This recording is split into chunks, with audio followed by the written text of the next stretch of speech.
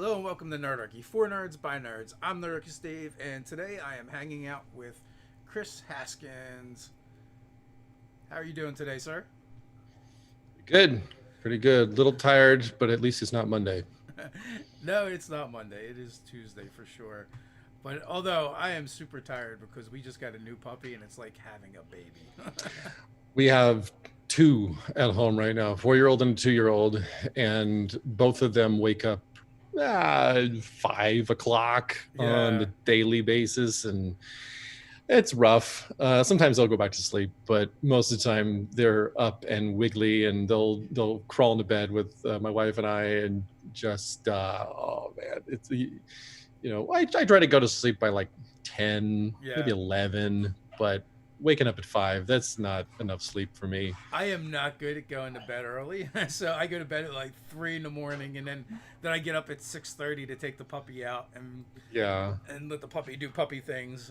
yeah, So that's good. That's a little rough. I would avoid and then I that. go back to sleep until I roll out of bed for these things. Now, Sometimes I have a just a very creative night, and I'll be up, uh, you know, typing away on my laptop until I just don't even pay attention to the clock, And sometimes it gets a little bit out of hand. I have had those nights where you start looking outside. I have a large window looking out on the mountains, and I start to see the sun come up, and I'm like, oh, I stayed up too late writing. yeah, That's a happens. pretty rough day after that, because not short shortly after the sun comes up, my boys will be up, and then I'm awake. No getting back to bed for me. So, No, no. Try some free range children. well, and I've never been really a fan of coffee. I'll Yeah, have a mocha or something like that. And another friend of mine, Chris, he's and my friend Logan, which you have to have some coffee. Have at least 1 cup of coffee every single day. I've just never been into it. More recently, I've been into it. I gotta have a little bit of something just to pep me up a little bit. when they ask how many cups of coffee do you have had throughout the day, I'm like, can I cross out cups and replace that with pots? Yeah, I'm not there yet, Yeah, but yeah. I'm sure it's not. I just like coffee, but I'm sure it's not good for me. But whatever, something's gonna kill me anyway. yeah. Yeah, what took you out in the apocalypse? It was coffee. Yeah. So how is your apocalypse going? Things have been interesting. We at Nord Games, we shut down for a period of time, and I was just coming in for a couple hours a day just to fulfill orders and keep things going with the website. That was back in like April timeframe, and then things here in Santa Cruz County got better, and they started opening things back up. We've got all of our desks and stuff here in the warehouse very far apart from each other. We wear masks anytime that we're close to each other and stuff. So we're taking precautions as much as possible. And then on the personal side, it's just been really tough not being able to see all the friends and family and stuff. So I know that a lot of other people are going through that same thing. And but I think the way that I heard it, I like it the best is we're all in the same storm. We're just piloting different boats right Yeah. now. And Have you been getting any gaming in? well, most of the time I do my gaming at conventions, and with no conventions, Yeah. not really. I did do 2 games for North Texas RPG, and that was online because I didn't Because have the chance to everything's fly online out right now. there. Pretty much, that was interesting. I did not use like Roll20 or something like that, which I went back into it after years of not having used it, and I was just saying it would be better for me just to set up everything on a table and have a webcam, which is what I did. Mm. And so I had a webcam on a long USB and on a little tripod, and I just moved it around the battlefield or the dungeon or whatever, just to show everyone where their characters were, and just get a good idea of the space between them and monsters and stuff. And it worked out good. It was fun. Everyone had a good time. So, but in the meantime, I mean, I'm looking at all these conventions getting canceled one after another and all going virtual. And I'm just going, I'd much rather do it in person. It's almost more work to do it online than it is for me to do it in person. So, how about you? Any regular games going on? So we've got a few going on. We started, so we had like a team game we were running for a little while where it's just like me, Doug, Ted, and a couple of our writers. And so we decided to start streaming one of those games. And it was a game that started at a convention where we all played like half breed characters, and the idea is we have the same dad, and we're looking for our dad. So the campaign is called Those Bastards. Oh, you told me about that at Gamehole Yeah, Con. yeah. You mentioned something about that. So we started. So we've been playing that, and that's been a lot of fun. And like half of my gaming is in person, and half of it is online anyway. Mm-hmm. And we're very low tech. We will just open Zoom for the most part, and either some of us will use virtual dice, some of us will use real dice, and we just theater the mind. I mean, for a good portion of us gaming anyway, that was always for theater of the mind anyway. So yeah, Sly Flourish has some good resources for running theater of the mind games, and also like I think it's not bad if you're not like a gotcha DM and the players are trying to do stuff and you're just not out to screw them. It works fairly well. Yeah. Because when we went away from theater of the mind, it was because we had like a gotcha kind of DM who would always like attack the characters that were like in the back. You're like, how does that even happen? Yeah. And now it's like I think as a DM, if you kind of like rule in favor of the players for the most part, if you're not sure, it works out pretty well. It's like, what's the worst case scenario? I don't know. The encounter was maybe a little bit easier, and I'll throw more monsters at them later. So. Our art director Ralph is a theater of the mind DM. He prefers that, and he is very good at it. He is exceptional, and the games I have been able to play with him, dungeon mastering, have been great.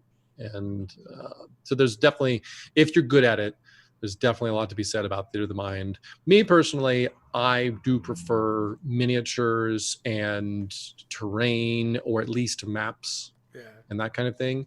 So I do like some materials, and that's just the way I prefer it. But I can do theater of the mind when necessary. So I'm experimenting with Dungeon Fog. Dungeon Fog is one of our sponsors, and they got really cool mapping software. Mm-hmm. So one of the features is a fog of war, and you can reveal it room by room. So one of the games I started playing in, I threw up the map and just screen shared it just so they could see the room. I don't even have the monsters in there. Got like one token. I'm like, this is the party, and I use that to move it around just to kind of show and to reveal the map to them. Yeah. As we're doing it. So that was pretty easy, and that kind of worked out.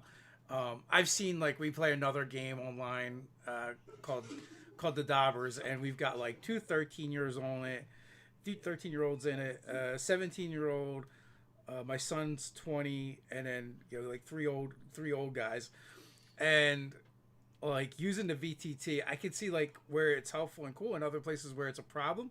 Like when everyone grabbed their token and tried to go in a different direction, you watch the DM's head explode. yeah.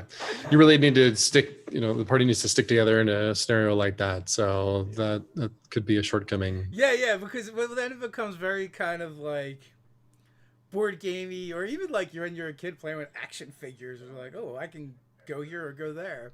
And with with Roll20, it also affects your lighting.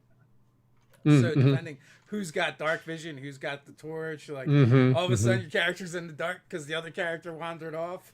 it becomes like Scooby-Doo-ish, in my opinion. Yep. It definitely, it's Three Stooges, Scooby-Doo, Abbott and Costello. It can get pretty hilarious pretty quick. But hey, as long as everyone's having fun, I suppose it's all good. It can be frustrating though as a DM to try to wrangle that many cats. Yeah, and it's like anything though.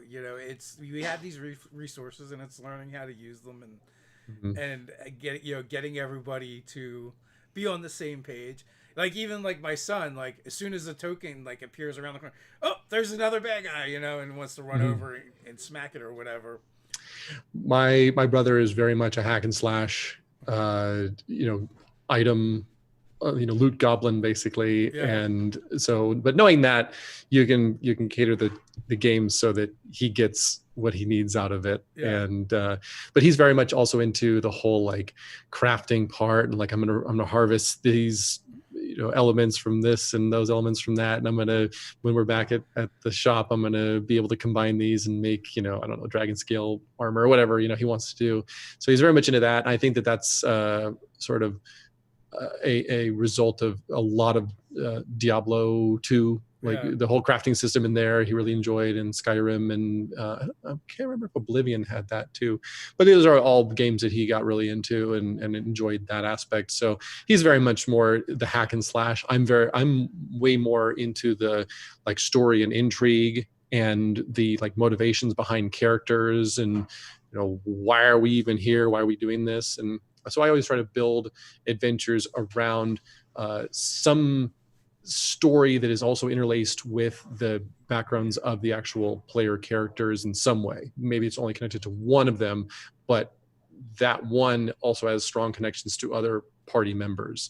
And so, I think that story is more my story and role play is more my thing. And that's why 5th edition, when that was their main focus, it really drew me toward that over other systems at the time. Yeah, I don't know where I fall anymore. I'm definitely an instigator. If nothing's going on, I'm going to make something happen. Just because, especially if the other players are debating for a long time what to do. If you're standing in front of a door and they're doing that, I'm going to open it. Yeah. It's just because at a certain point, I'm like, you guys have been talking about this forever. Let's just play. Let's just do something. When I have had the chance to play, I usually go about it from a pretty cautious, like if I create my own character is usually a fairly thoughtful and considerate, and really thinks out the potential consequences of pretty much every single one of my actions. And but I do enjoy now and then the barbarian who just wants to smash down the door and run in. Sometimes that can be quite a lot of fun and lead to some entertaining encounters for sure. Yeah, I mean, I definitely feel like there's room for all those play styles. Sometimes there's room for all those play styles in the same person, right? The same character, which may get me into trouble sometimes. But I also like to play the characters like I stole them. Yeah. It's a game. The worst thing that'll happen is my character will die, and I will make a new one, and we'll continue playing.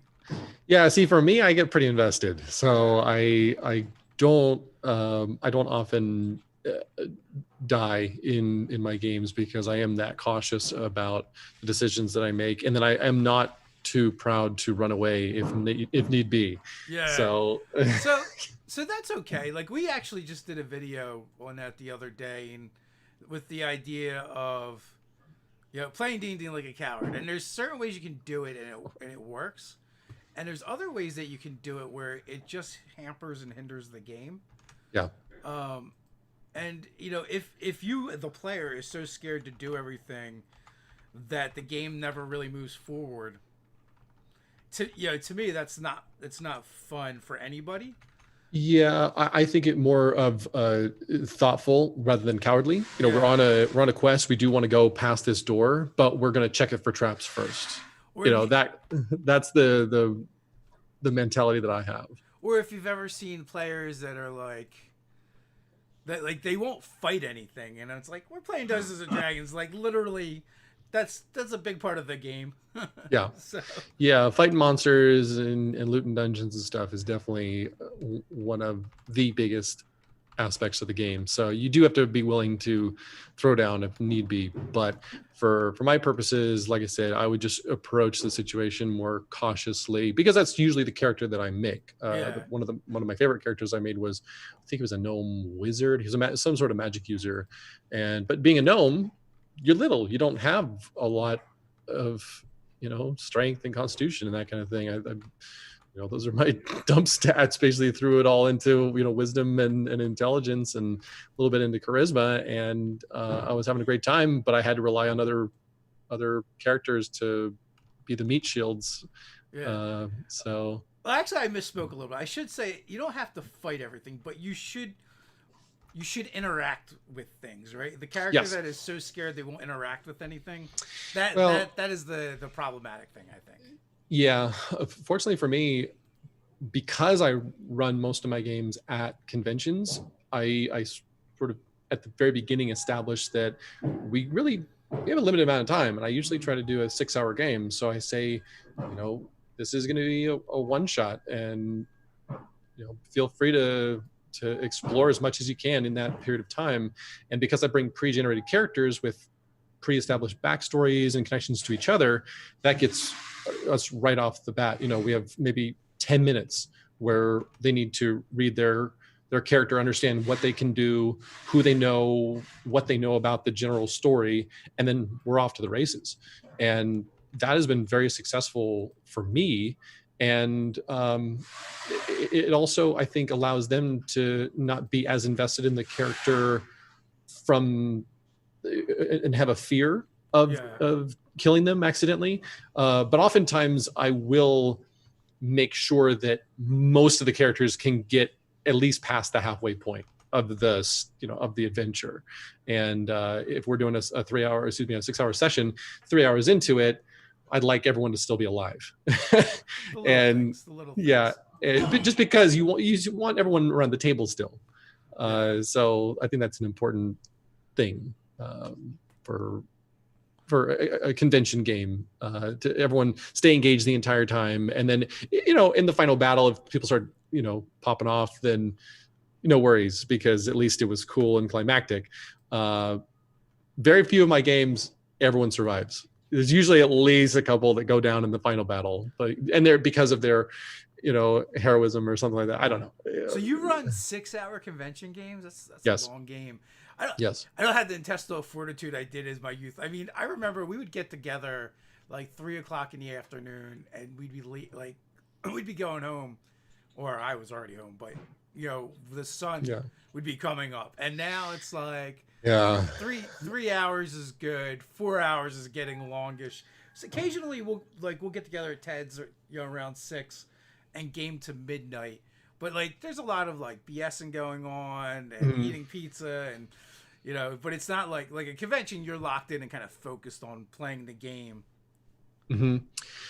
I find that many players that I've had at conventions appreciate the long game session because they have a perception that a shorter game session will be rushed the entire time.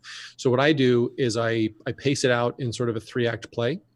Yeah. And I start out the beginning with the intrigue and investigation part of the quest. Maybe there's some information that they have to gather.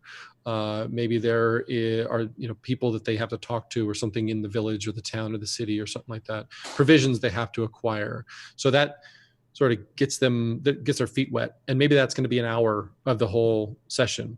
And then we might have, let's say, 2 hours of exploration. Now we're getting into, maybe I've got some maps on the table or actual terrain. Maybe we're in a cave, or the entrance to the dungeon or something like that.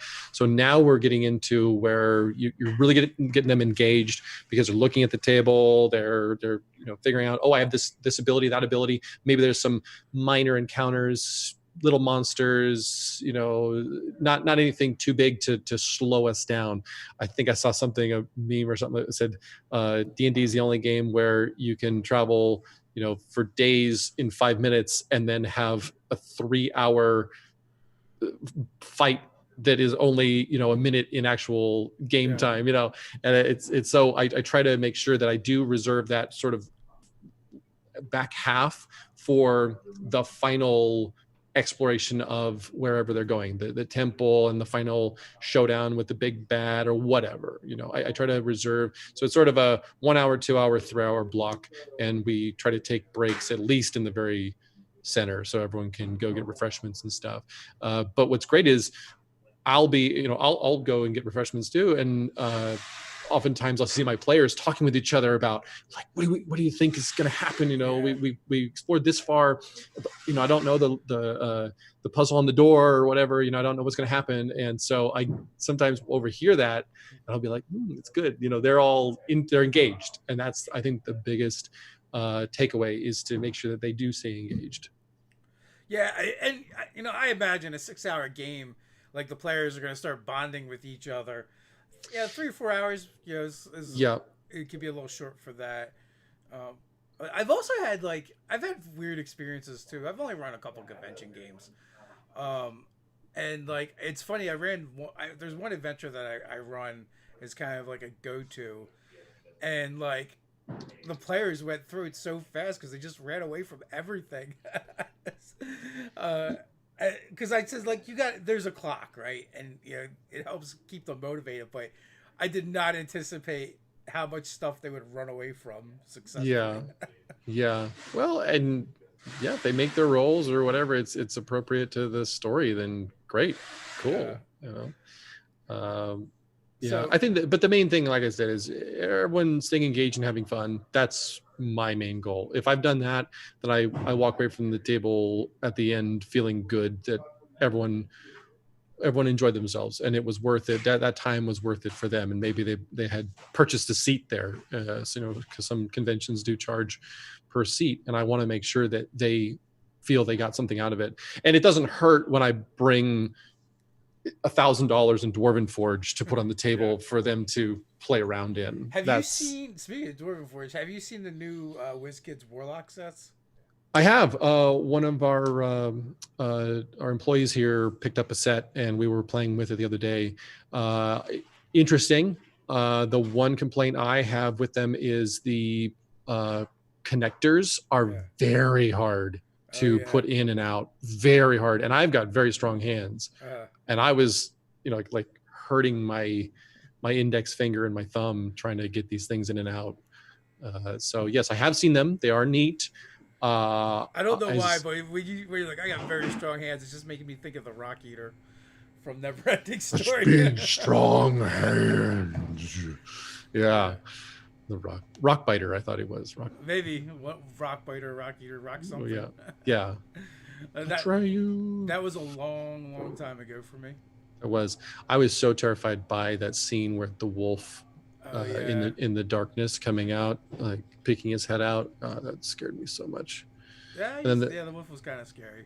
Yeah, and then the scene when the horse drowns in the swamp, that was so sad. Anyway, moving on. So let's see what's Doug got to say. Doug loves using the Nord products. Thanks, Doug. Question: do Nord products come about from stuff in their own games, or thinking about stuff like Skullduggery and Warfare? So, my brother and I created Nord Games to just publish stuff we thought would be cool and useful. And then when Ralph Stickley and I got together on a vacation, Rock Eater, when Ralph Stickley and I got together on a vacation, we discussed what would be useful for 5th edition, what wasn't available, and what we found, both being dungeon masters, was having a resource like Ultimate NPCs, which is what we ultimately created, would be very useful to create antagonists or party members or just people to populate your worlds. And they already have interesting backstories. We thought, well, there have been things created like that, but they didn't do it like we thought would be most useful, and that was present them at 6 different levels, so that you could plug them in pretty much any point during a campaign. And so to best match up with the player character level, and that's what started us off and rolling to where we are now. Do you have a favorite NPC? From Warfare, I would say it's Arnor, and I like his backstory and stuff. I thought it was interesting. Basically, he is you could call him the prince of the losing side of I would consider them to be like the Nordic or Germanic tribes, and he, as a sort of a symbol to a certain degree, he is actually in the custody of the winning side, and it's almost like he's a hostage, and he's poorly treated but not harmed for his entire adolescence. And so and then he in his young adulthood makes his escape and is hardened to a certain degree because of his experiences being so poorly treated for most of his life, and is pretty resentful and prefers solidarity. But then, of course, that hard outer shell is going to be eventually cracked by the right party that he can become a part of. And I like his whole story arc and stuff, just the stuff we've already established. But of course, take that character and go wherever you want with him. Right. But I thought that he's a Nord in my in my opinion. There is no Nord race or anything like that in 5th edition D&D, but if there was, he would definitely fall into that category. There is. It's called human. Well, I mean human, but obviously, no culture, yeah, I would say, if I had my druthers, I would create a Nord race, and they would be a little bit different. I like the Goliath race. That's definitely a cool one. I would try to put Nord somewhere between human and Goliath, somewhere in there. They need more beards. Yeah, so there's like so many like third-party Viking settings and supplements out right now. Like it's hard to.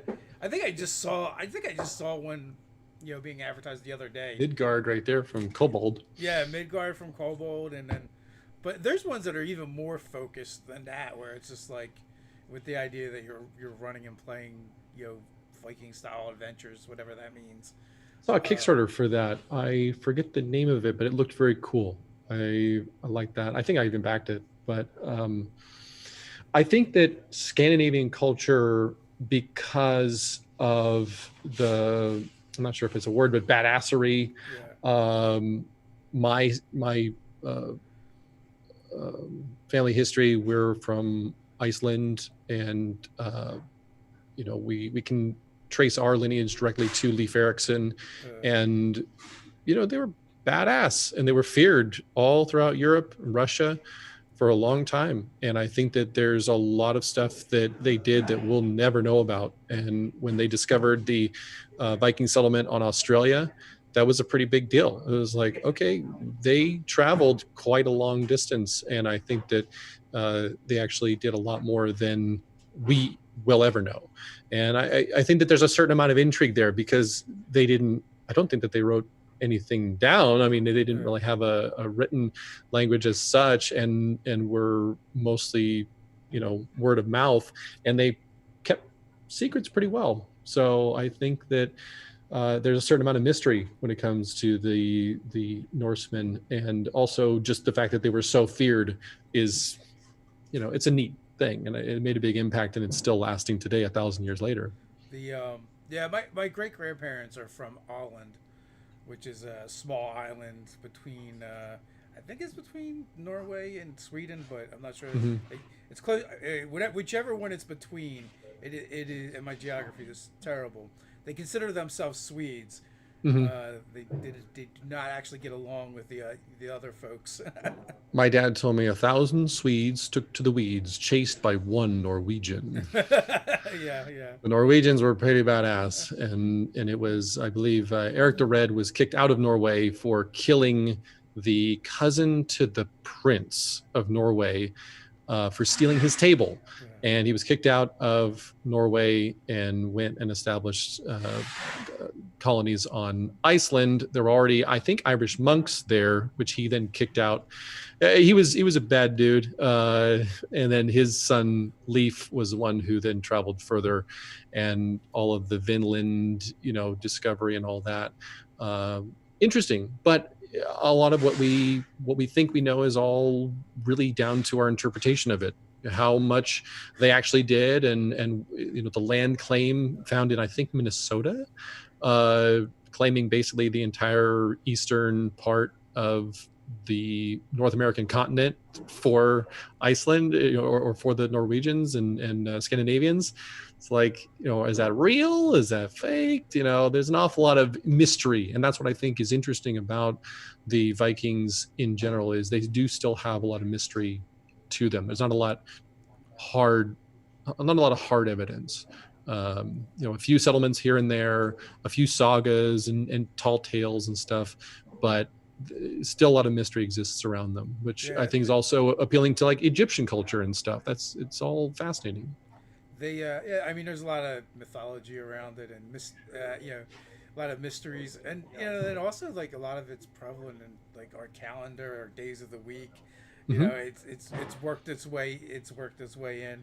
So yeah. Well, and because of the spread of Christianity into the pagan cultures, and they wanted to, get them on board with things like, the winter solstice is when Jesus was born, and Easter is when Jesus was resurrected, and stuff like that. There was an awful lot of wanting to sort of intermingle the dates specifically to help convert people, and they were successful. Christianity was very successful in converting a lot of pagans over toward their side. So there's an awful lot of specific, hard dates and stuff that you can actually trace directly back to Scandinavian culture and their pantheon of deities and stuff like that. So, are you a pagan? No. That's a hard no. Yeah, it's funny. I've met a lot of people that are. I think that there's quite a lot to be said about the magic of nature. I think that there is a lot of stuff that we can't explain, and maybe a lot of forces at work.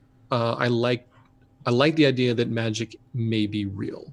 That and what we interpret as magic, we eventually start to fold into science. We start to say, oh, no, this is science. Well, you take a lot of the mystery out of it when you actually discover why these things are happening. Why can't we say that some of these things are magic? Why isn't that accepted? Well, we have to, nitpick everything and discover why. And I'm like, for my purposes, sometimes I like things to be a little bit more unknown, and they're more intriguing that way. I kind of swing between agnostic and atheism. And so, like, when I look at all the religions, I'm like, well, they're all pretty far fetched if you read it, and they all have those aspects to it. So, it's funny from from the outside looking in when someone's like talking about pagans and like they believe that's real. I'm like, well, is it really that much strange than parting the sea and talking burning bushes? Okay, so when I was in college, I had a religions class, and on one of the first days, one of the creation theories that the instructor brought up, and I don't remember who exactly this was for, but they believed that the universe and the world were all woven by a giant spider deity, and there was some chuckles in the crowd. And I remember the instructor was facing the chalkboard or the whiteboard. I think might have been a chalkboard. Anyway, and he just turned really slowly and gave everyone this sort of sideways look and said, "Is that any more ridiculous than believing a bearded man in the sky created everything in 7 days?" And everyone just shut up.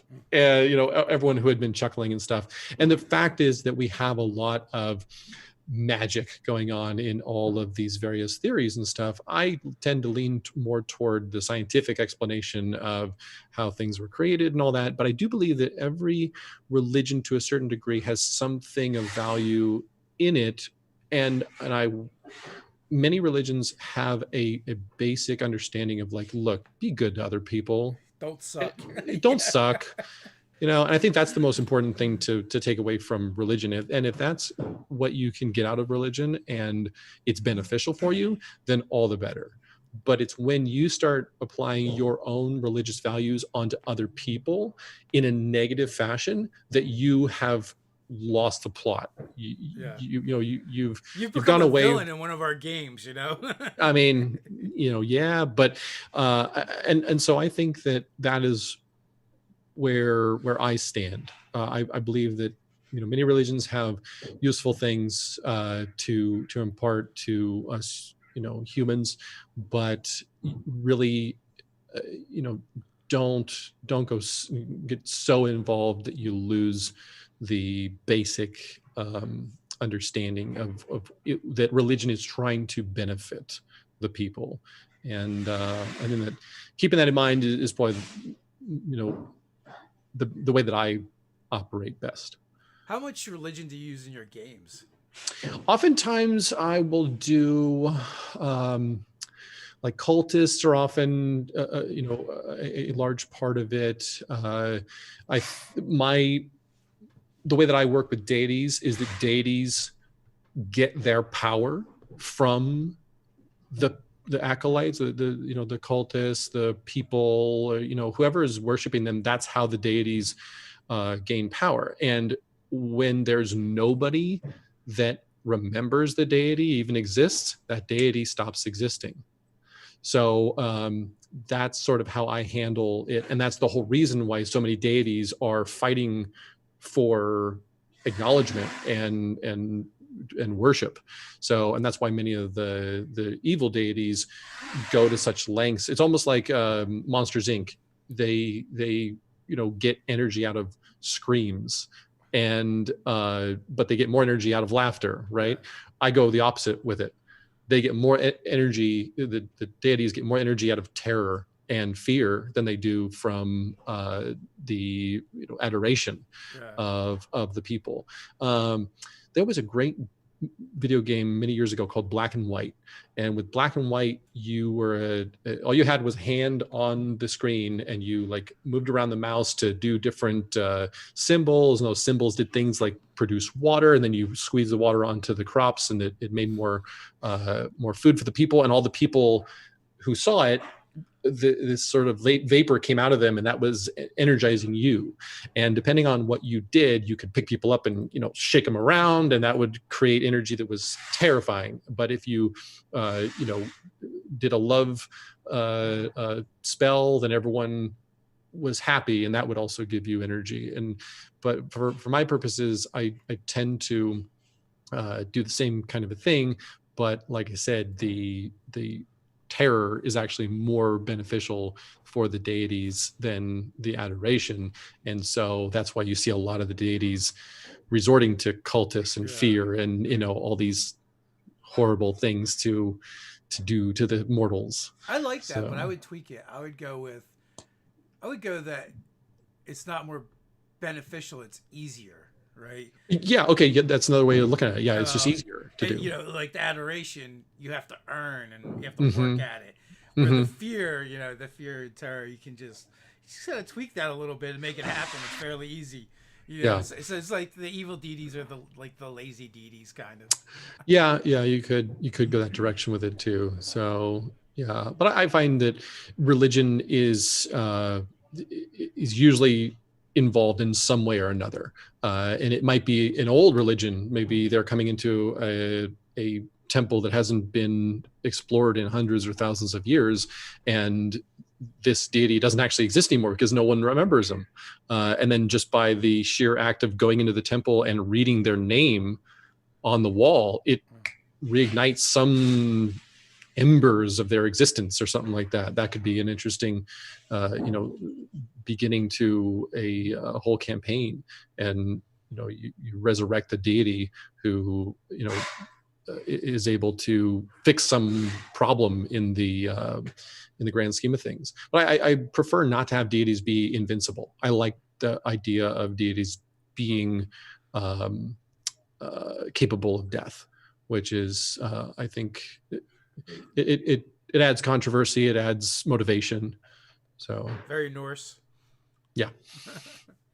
I mean, that was like one of the cool things about the Norse deities, where they were tragic because they were all kind of fated to die, which Hmm. is like the opposite of what you think of when you think of a god or a deity.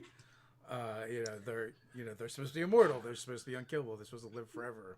Yeah, I prefer the deities that can be killed. So Well, there's nothing heroic when there's nothing to lose. Is kind of the thing. yes, yeah. So Why have any characters that are totally invincible? You have to have some weakness in some way or another. And I think the more opportunity for weakness, the better the story is going to be. do you prefer running games or playing in games? I really enjoy playing in games, but I think that because I have spent most of my gaming, I mean, 20 years now, running games, I think that oftentimes, and this is not to like diminish anybody else, oftentimes I feel that I can present a better story. Uh-huh. But there definitely have been people that have uh, shown me that they are far better than me. Ralph Stickley being one of them, especially when it comes to specifically theater of the mind. And so there are aspects of dungeon mastery that I am very good at, and some aspects that I am not. And so, yeah, I definitely feel that I am a good dungeon master, and I can be a good player because I can contribute, because I've seen behind the screen. I can contribute various things to the story if the dungeon master is receptive to that. But most of the time, I do end up, I would say 90% of the time, I'm dungeon mastering. Yeah. So I just whatever I'm doing, I always want to do the opposite. So I haven't actually DM'd for a while. I've kind of like been doing a lot of playing, and then so that's why I started up, a monthly game, and then I was playing like I call it the family game, but it's my wife, my son, my nephew, and one of my son's friends, and we had been playing that, and up until COVID hit. So we actually just played Friday night online. So, and that was my first. That was the first time playing on Discord as well, Mm-hmm. which usually like we just use Zoom. But again, that was just like theater of the mind mostly. I had random through. I cobbled together and maybe reimagined a little bit a couple of the of our out of the box encounters Yeah. to use, and so we had the maps for those already. So I just pull up the maps and screen share them so they could kind of get an idea of the layout. Yeah. I mean, that's like I said earlier, as long as everyone's having fun, that's the main point. And, getting together, and especially in times like this, if we can get together on, in the virtual world, at least there's something we can do, together.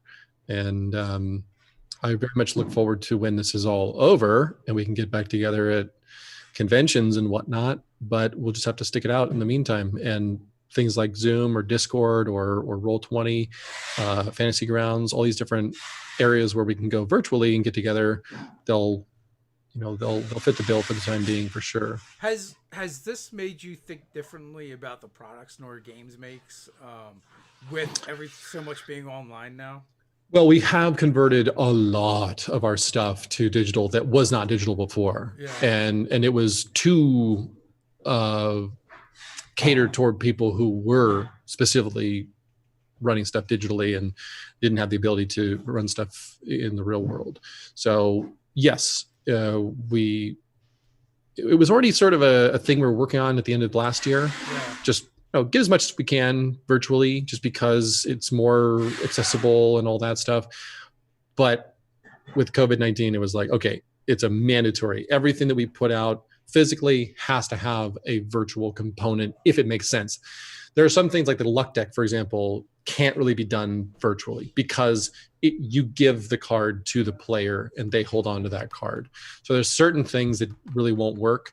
Item cards, for example, might not be a functional thing for all virtual tabletop platforms, just because if you need to give something to the players, that could be problematic, unless that's something that they're developing where you can actually hand things virtually to people. There are handouts. Are there? Okay. Yeah, I don't know exactly how they work and everything you can do with them, but yeah, there are definitely handouts and stuff. Yeah. We play like an offline friends game online Saturdays, and we use Roll20 for that. Mm-hmm. And for Roll20, there's this great extension for D&D Beyond, so that you get to use Roll20 without learning Roll20 because you roll from your character sheet from D&D Beyond, and it just does the things over on Roll20. Interesting. Okay. So it's from the player side anyway. If you're already familiar with one, it does make it a lot. It does make it a lot easier. I use D&D Beyond a lot. That is a fantastic resource. I have been very impressed with what they've done over the years. I started with it very, very early, and Brian Smith says email a card. It's just one of those things where if you can find a system that works well for you and runs the game smoothly, great. My biggest problem is because I'm not familiar with a lot of these VTTs, I just can't run it smoothly yet. I would love to spend time doing that, but we've got a lot of other things that we're working on, so it's not something that really takes priority right now. The 3 Kickstarters that we're currently fulfilling it's been epic just to get all the organization and everything done, and to finally have these products in hand. COVID-19 certainly changed a lot about how we operate, so it's been a challenge for sure. Yeah, I mean, everyone's adapting, doing the best they can, and I mean, but in some ways, I also feel like it's been a kind of a boon for RPGs because everyone's stuck home. That's true. Yeah, we got a lot of people that would just kind of begrudgingly not play if they couldn't go to their homeroom game, and now they're getting online because it's the only way to play. And so once all this ends, I think many of them will still game online, and they'll realize they can be part of a bigger community and game with people all around the world. Well, and also just in general, necessity is the mother of invention. We're seeing a lot more things happening in the virtual space because of the need to go virtual with people's jobs, education. Obviously, we've had online courses for an awful long time, but I don't think anywhere to this scale. Now, many high schools are all going Zoom basically because of the situation. So, yeah. But yeah, like I said, necessity is the mother of invention. Yeah, I mean, that's definitely been an interesting thing. For me, it's not so bad. My kids are older, but Ted, his kids are little, so and younger, so that is definitely a thing for sure. David, he's kind of a gamer and is on his computer all the time anyway. Now he was just doing school there.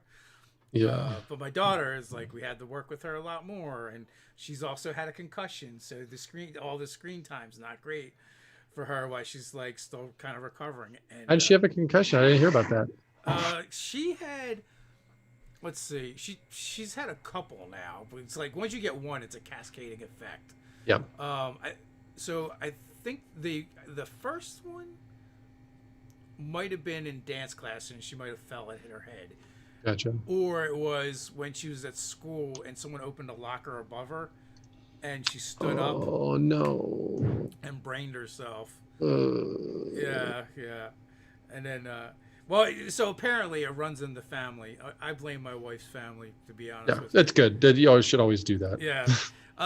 Because my nephew is like, I guess he's in his tweens now, and he's had like 6 concussions. Jeez. And like the first one was like he took a nosedive out of a shopping cart. And why was he riding in the shopping cart? I don't know. No self-preservation instincts. Yeah, it's just like boom, and he was little then, not toddler little, but yeah, probably old enough to know better. But still, yeah. And then once that, it's like anytime he'd bump his head for anything, he would get a concussion. And now my son is a hardhead like me, thankfully.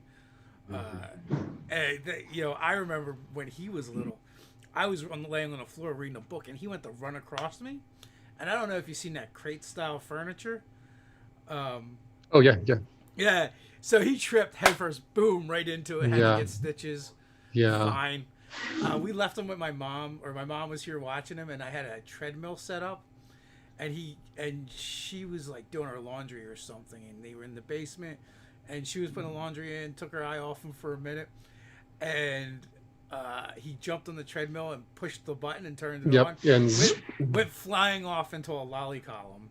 uh, I swear he might still have that bump on his head to this day. yeah, my boys, they've been okay. There's moments. I've got the 2-year-old and the 4-year-old, and there's been moments where you're like, what are you thinking? Why would you do that? Of all the things you could have done, you decided to do that. And there's been scary moments and stuff, but they've always bounced right back. Yeah. And there's never been any broken bones or now and then a skinned knee or a bump on the head or something like that, but nothing too crazy. But as a parent, you're always, what's gonna, they're never gonna be the same again. And then they're just fine 10 minutes later. So I think one of the things is because I am so big, when I fall hard if I can't catch myself. And it's very painful. And I've never broken like an arm or a leg or anything. I did break my spine in a car accident when I was much younger, but I that was able to heal up. But I've never actually broken like a legit arm. My buddy, as a kid, my buddy Russell broke his arm, and it was like, oh my God, it was a catastrophe. So I get worried that the boys are gonna, fall and break bones. But if they're anything like me, they probably have pretty tough bones, and they're not that heavy yet. They're 42 pounds and 20 something pounds. For anyone that doesn't know, Chris is like either a hill giant or a snow giant easily. Yeah, I'm 6'6", and right now about 230. You're like the short one in your family too, right? My brother is 6'8", and he's probably a little north of 300 pounds right now. He's a massive man. I think size 15 shoe. He has to have his shoes resoled on a regular basis because he's so big and wears them down so quickly. But yeah, he's a big guy. My dad, 6'6", and also very big. My grandfather, who was born in 1932, 6'6". The other grandfather, 6'4". That was humongous for that time period, 1932 and 1924 or something like that. It was their birth dates. So very, very big people in my family. And then my grandmother, my mom's side, 6 feet tall. She's a big gal. My mom's 6 feet tall. We're all very big. And so, yeah, but the bigger you are, the harder you fall when you do fall. True. So, I blamed my wife's family. Apparently, her bones are super hard. yeah. We have medical evidence of this because she had to have both of her hips replaced. So the doctor was like all up in her bones. Yeah. It's pretty, like, that stuff is pretty barbaric. They take like a spike and drive it into your femur. My buddy actually, back in high school, actually with football, busted his hip and broke the I can't remember all the names of, but basically broke the femur off of the ball part. Oh yeah. And yeah, he explained to me all the procedures of putting that back together. It's crazy, man. It's crazy. Yeah. But it's neat though that we have the technology to help people with things like knee problems and hip problems and stuff through these surgeries. When you hear a doctor say it's like a cheese grater and they're talking about a piece of equipment, you're like, oh. Yeah.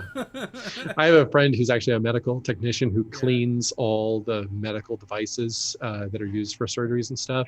It's fascinating. It's a fascinating technology, all the stuff that they can use now. And I think that the arthroscopic surgery is also very neat. The fact that they're able to be less invasive and stuff.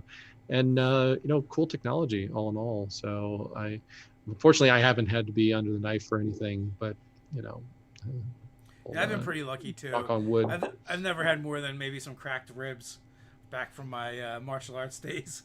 Yeah, I don't think I've ever broken any bones other than my back from the car accident. But that was a pretty horrific car accident. So yeah, I wasn't walking away with no injury off that one. But although I do find as I get older, my joints are all made of like paper mache.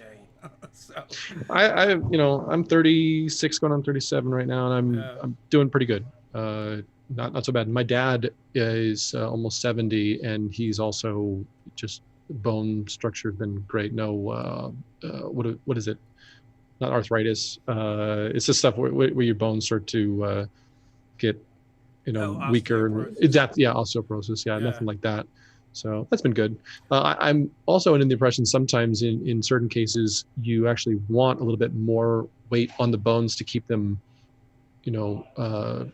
just in better condition. My mother-in-law actually, the doctor said, you need to put on a little bit more weight because it will actually help your bones. I was like, that's kind of weird and counterintuitive, but hey.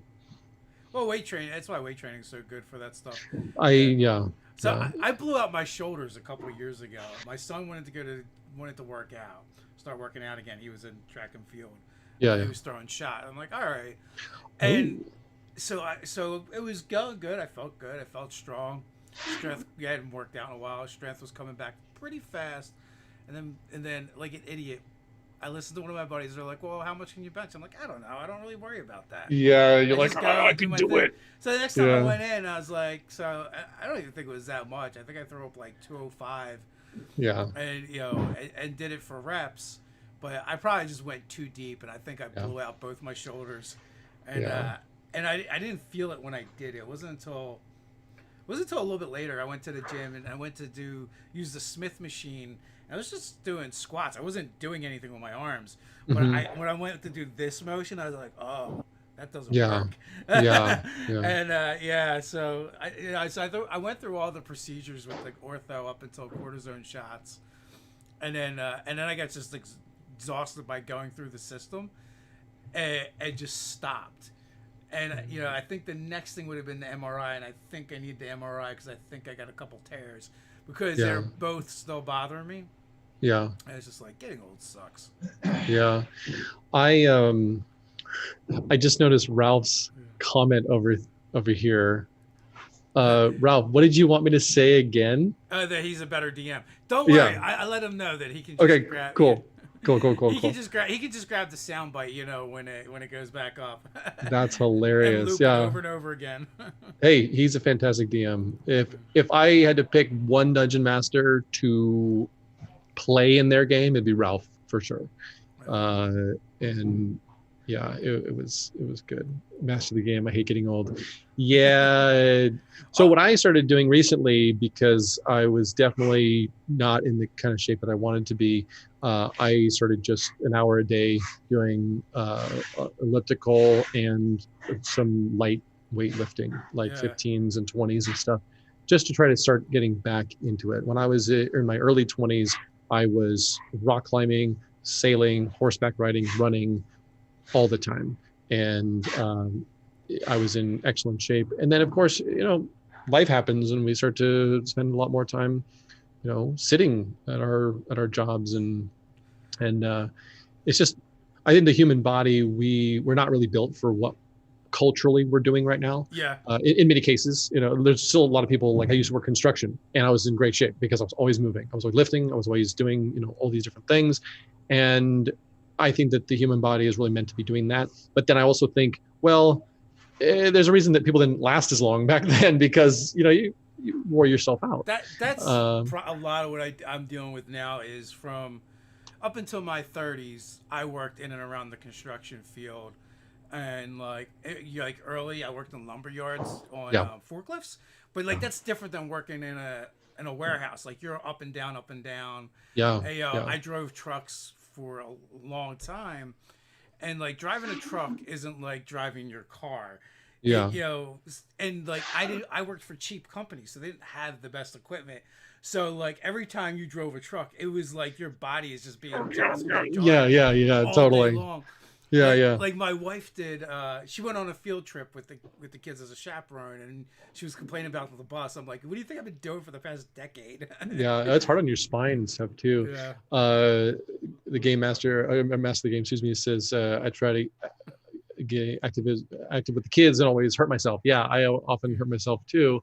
But one thing I've noticed is I've hurt myself a whole lot less, like pulling muscles and that kind of thing, since I started exercising. And Brian, what I often do to avoid the stiffness and stuff is just make sure that you do like a 5 to 10 minute stretching routine during your workout. And oftentimes for me, it totally alleviates any sort of stiffness and stuff post workout or the next day. For like 5 years, I was a personal trainer. Really? And that's another thing. Like I've always done like construction, but then as a personal trainer, when I would lift, I would always lift heavy and do like powerlifting and stuff like that. And none of that stuff is really good for you because you're taking it to like the bit of an extreme. Yeah. But I actually hate working out, and the only thing I actually enjoyed from it was like moving a lot of weight. That was like one of the few enjoyments I got out of it. But it's not particularly good for you. I've never been into the very heavy stuff. I'm very strong and I can lift a lot and stuff, but I've never been into the like powerlifting stuff. I've more been into push-ups, pull-ups, that kind of thing. If I do any sort of curls or bench presses, I'm not usually going to go to my actual body weight on there, just because you can very easily blow stuff out. And I'm also not going out for Mr. Universe or anything. So I'm trying to stay fit, but also not injure myself at the same time. It's the joints. The joints just don't hold up. Yes. And also when you have extremely long limbs, like I do, for example, the leverage factor is different. Yes. And so someone who is much smaller has a greater mechanical advantage to lifting something very, very heavy in some cases. So it just, you have to know your body and all that. Luckily, I've been getting back into the workout routine for the past couple of months here, and I haven't injured myself yet, and I'm trying to avoid that. So, but yeah, getting older, we have to, and for me, spending a lot of time sitting at the computer, working, typing, and all that stuff, it can be very detrimental. We are looking into doing standing desks, like adjustable height desks, where we can start out, in the morning sitting, and then maybe in the afternoon, whatever floats your boat, basically. But I would really like to get those set up soon, because I do really enjoy a standing desk, and it generally just keeps me more active and motivated and stuff. Company calisthenics. Yeah, and I think just overall, staying more active probably keeps you more productive. So I think it can have a beneficial effect on you. Well, I mean, if you look at animals spend very little time sitting.